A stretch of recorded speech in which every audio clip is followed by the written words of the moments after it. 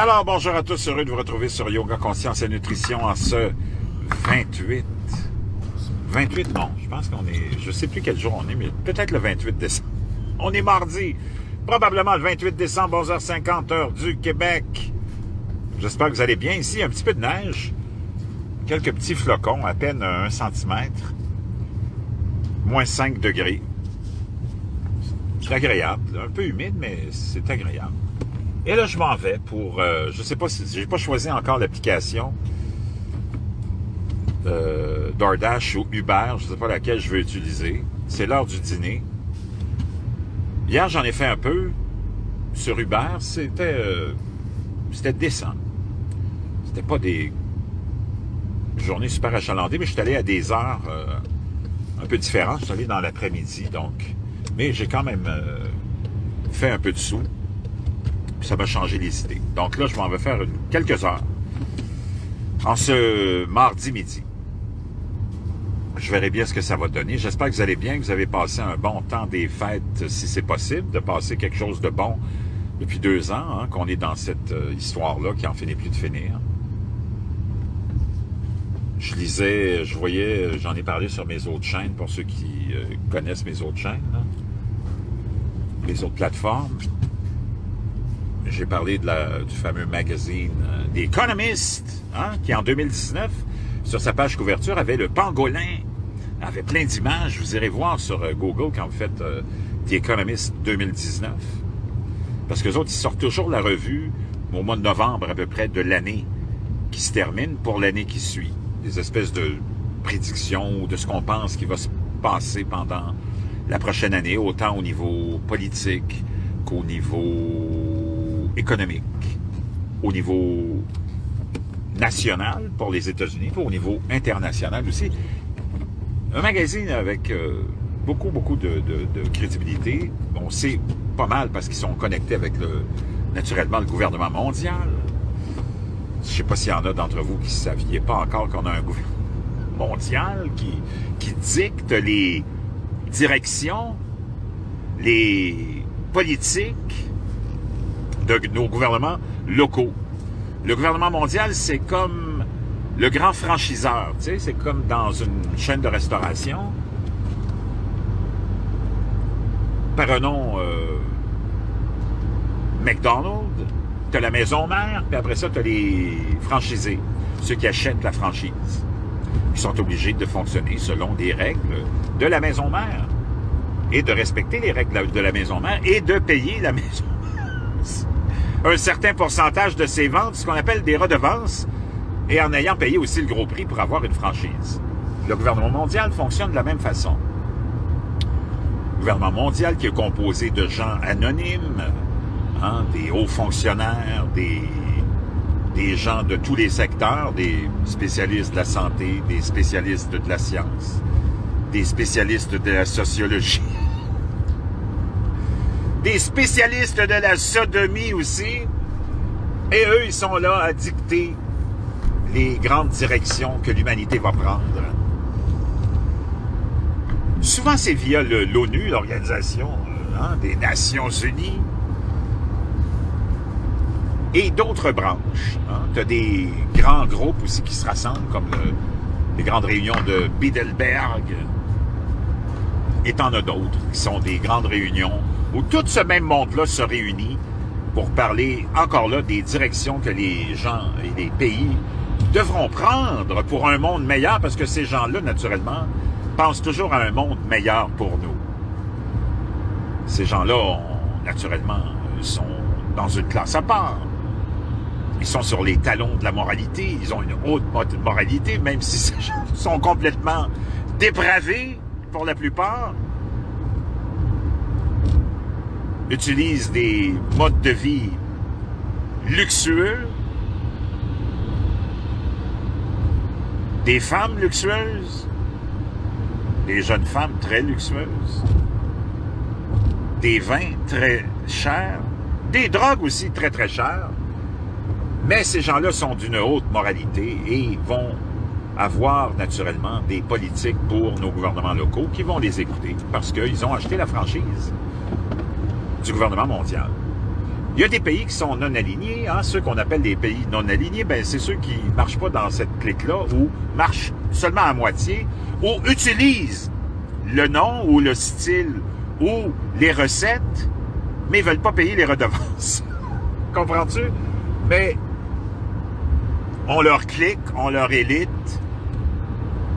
avec leur moralité aussi à talons hauts, boivent des vins très luxueux, des drogues très chères et utilisent des jeunes filles très belles et qui coûtent très cher aussi, mais c'est juste qu'ils font différemment. Ça, c'est dans le monde dans lequel on vit, puis tu peux pas t'en sortir, puis ça ne changera pas demain matin. Tous les partis politiques sont dans le même sac. C'est juste une idée qu'on te donne, c'est une illusion quand on te dit que tu vis dans une démocratie, que tu devrais être chanceux, de compter chanceux, d'être capable d'aller voter. Peu importe qui tu vas mettre au pouvoir, ces gens-là sont redevables au gouvernement mondial. Et c'est pour ça que de gouvernement en gouvernement, tu as toujours les mêmes politiques qui restent, celles qui ont été votées par l'opposition, qui est devenue le gouvernement, qui le gouvernement est devenu l'opposition. Et une fois que tu étais dans l'opposition, tu critiquais le gouvernement pour ces politiques-là ou ces lois-là, mais une fois que tu arrives au pouvoir, après être passé de l'opposition au gouvernement, tu laisses ces lois-là en place. Parce que c'était juste du cinéma. Et toi, tu vas continuer l'agenda mondialiste, globaliste du gouvernement mondial. C'est comme ça que ça marche, puis ça ne changera pas demain matin. Et c'est pour ça que notre sort ne change pas et que nos poches se vident toujours de plus en plus. Maintenant, je suis sur la 640. Je viens de passer Saint-Eustache. Je ne sais pas si j'ai envie d'embarquer sur DoorDash ou Uber. Mais je vais être obligé de répondre à cette question-là rapidement. D'ailleurs, je vais aller voir s'il y a quelque chose qui se passe sur DoorDash. Bougez pas. Rien qui se passe. Parce que souvent sur DoorDash, il faut que tu programmes à l'avance tes sorties avec des horaires, des créneaux horaires. Ou tu peux aussi t'en aller, hein? Puis s'il y a de l'activité, une grande activité qui nécessite d'autres chauffeurs que ceux qui sont déjà, qui se sont programmés, ben ils vont t'envoyer une notification. Tu vas voir apparaître sur ton téléphone quand tu es sur l'application DoorDash. Effectuer un dash. Donc, il te demande si tu veux effectuer un dash. Tu cliques dessus, puis là, t'embarques. Puis tu vas avoir des commandes ou les commandes qui sont en surplus. Parce qu'ils vont privilégier, naturellement, je pense, ceux qui se sont programmés à l'avance une plage horaire.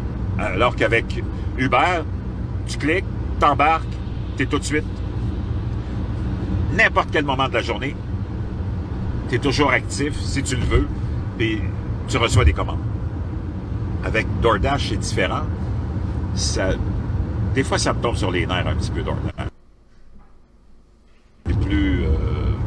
c'est flexible. C'est dès que tu décides d'embarquer, t'embarques, puis les commandes rentrent. Donc là, je pense que je vais m'en aller dans le coin de Blainville. C'est toujours un bon secteur, pour ceux qui connaissent le coin de Blainville, Boisbriand. Ça s'intéresse, ça a beaucoup, beaucoup d'activités. Les gens utilisent beaucoup ces applications-là. Ils en raffolent. Toujours, si tu t'en vas dans ce secteur-là, tu vas toujours... McDonald's, avec son nouveau hamburger, la sauce Sichuan, épicée, tiens, pour saluer nos amis de la Chine et le beau cadeau qu'ils nous ont donné depuis 2 ans.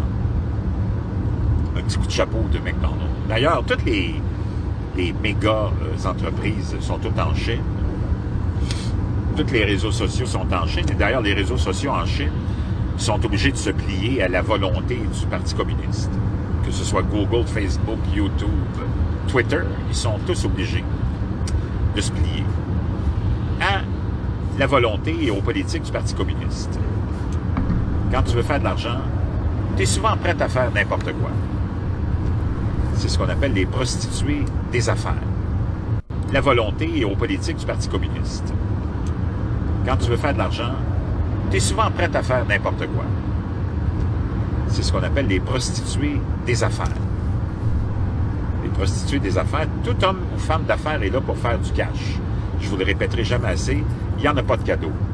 Quand on te donne une télévision avec un matelas, c'est parce que la télévision est déjà dans le prix du matelas. Comprends-tu? Il n'y a pas un businessman qui va te donner une télé si tu achètes un matelas.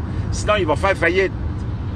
Puis souvent, ils vont avoir acheté des containers de télé qui ne marchent pas, qui sont super cheap, puis il va te la faire payer le gros prix en plus. Et naturellement, tu n'auras pas de garantie sur cette télé-là. Eux autres, ils s'en lavent les mains. Il n'y a pas la moitié qui fonctionne, mais toi, tu vas avoir une télé gratuite, puis tu vas être content parce que tu es un poisson. Puis tu te seras fait avoir par des hommes d'affaires qui sont là pour, eh oui, te sodomiser. Te soutirer ton argent en te vendant quelque chose qui ne sert à rien. Et souvent, en plus, tu vas mettre ça sur une carte de crédit. C'est tout un ensemble, hein, ce beau monde-là, cet univers-là. Tout le monde se complète. Hein. Les cartes de crédit te permettent d'acheter des cochonneries qui ne servent à rien, qui ne marchent pas pour enrichir des businessmen corrompus, puis eux autres en même temps, ben, ils payent le businessman tout de suite. Lui, le businessman, il a son argent tout de suite, puis toi, tu as ta carte de crédit qui est pleine.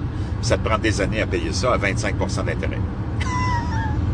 Comment t'aimes ça? Aimes-tu ça? C'est bon. Donc, il y a une grosse camionnette blanche qui vient de me dépasser. Quand tu vois une affiche au prix du gros, tu sais, ils te font comme une grosse publicité. Tu as l'impression que tu fais une grosse faveur. Oh, il y a un entrepôt au prix du gros.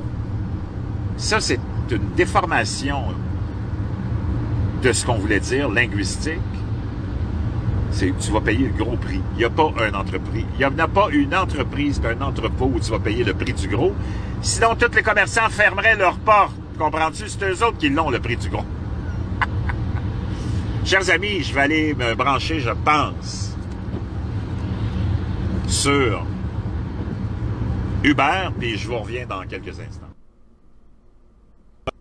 Alors, je suis de retour, chers amis, avec vous sur Yoga Conscience et Nutrition pour... On est le 28 décembre, je pense que j'ai réussi à trouver la date, mais je ne suis pas sûr encore. 14h10, je viens de terminer. Finalement, j'ai choisi d'aller avec DoorDash dans le coin de Blainville. C'était correct. Pour une coupe d'heure, j'ai fait 15$ de l'heure. C'était pas formidable, mais c'était mieux que rien. Je n'ai pas travaillé fort, là. J'ai eu 3 commandes. Et j'ai fait 30$. Une commande, c'était chez McDonald's. La première, c'était chez Boustan. Junk food libanais, vraiment bon. Puis la troisième, c'était les Trois Métiers Roses. Rôtisserie portugaise à Blainville. J'avais choisi de travailler dans le coin de Blainville, finalement. DoorDash m'a demandé si je voulais faire un dash, puis je l'ai accepté. Puis il y avait 3 bonnes commandes. C'était pour 1 heure seulement, dans le fond. Pas pour, j'ai dit 2 heures, là, mais c'est 1 heure. Donc, j'ai fait mon 30$ de l'heure. Je n'ai pas travaillé longtemps.